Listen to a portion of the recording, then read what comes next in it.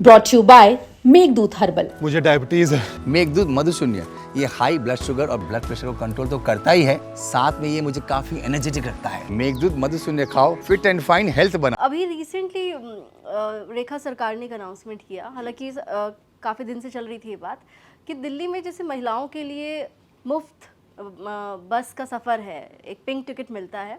अब सरकार का फैसला ये है कि अब आपको पिंक टिकट नहीं मिलेगा, आपको एक पास मिलेगा और ये पास जो है आपका वो आपके आधार से लिंक होगा। इसके पीछे की मंशा ये है कि दिल्ली की बसों में जो महिलाएं सफ़र करेंगी फ्री में, वो सिर्फ दिल्ली की महिलाएं होनी चाहिए। मतलब दिल्ली की बसों में अगर कोई यूपी से कोई महिला आई हुई है तो उनको टिकट का किराया देना होगा। क्या लगता है आपको, ये फैसला सही है?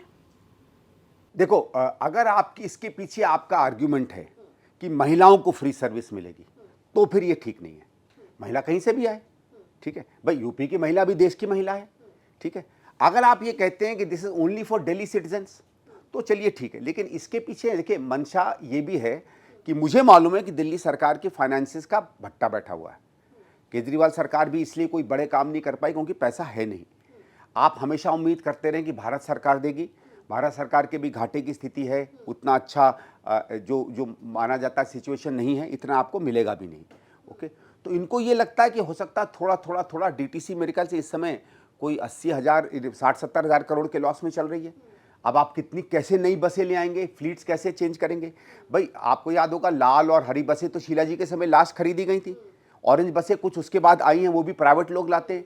तो वो पूरा अपग्रेडेशन आप कैसे करेंगे? नई टेक्नोलॉजी आ रही है, उसको आप कैसे लाएंगे? बसें बढ़ानी भी पड़ेंगी। जैसे शीला जी के समय जो बसें थी उससे आज कम चल रही हैं, तो उसको तो कम से कम डबल करना चाहिए।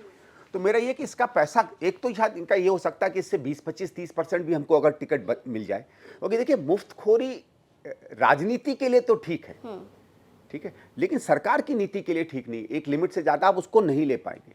अब इन्होंने वो महिला सम्मान वाला भी लाडली या क्या उसको प्रॉमिस किया है, सबको मालूम है उसके लिए पैसा नहीं है सरकार के पास।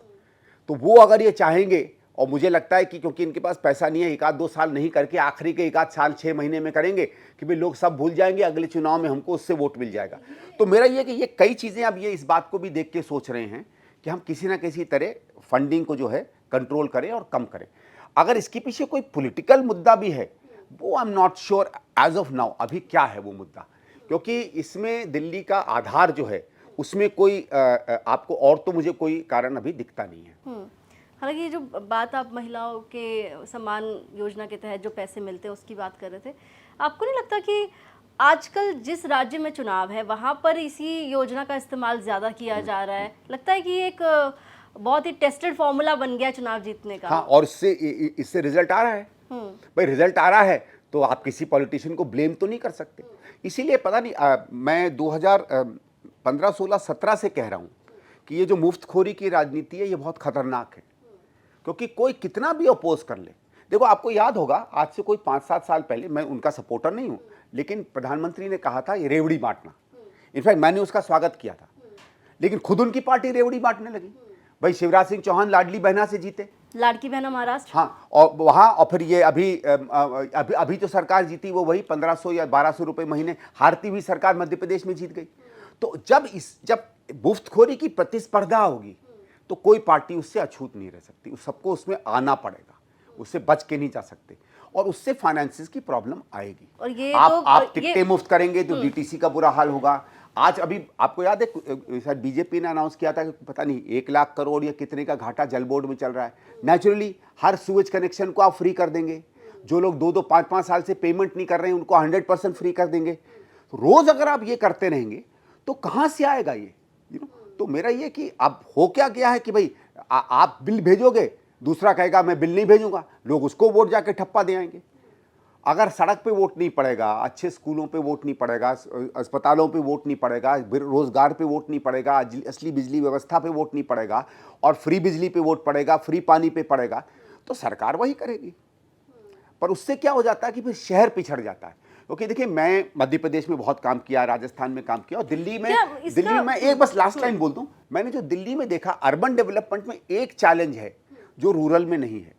अर्बन में इंफ्रास्ट्रक्चर को समस्या आने के पहले बनना पड़ता है।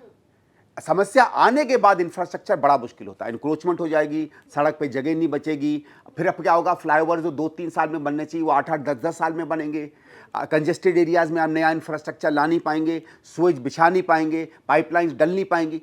तो घनत्व आने के पहले अगर आपने इंफ्रास्ट्रक्चर बना दिया तो शहर बनता है, नहीं तो फिर शहर नहीं बनता है। ठीक है, रहने को तो आदमी कहीं भी रह लेगा।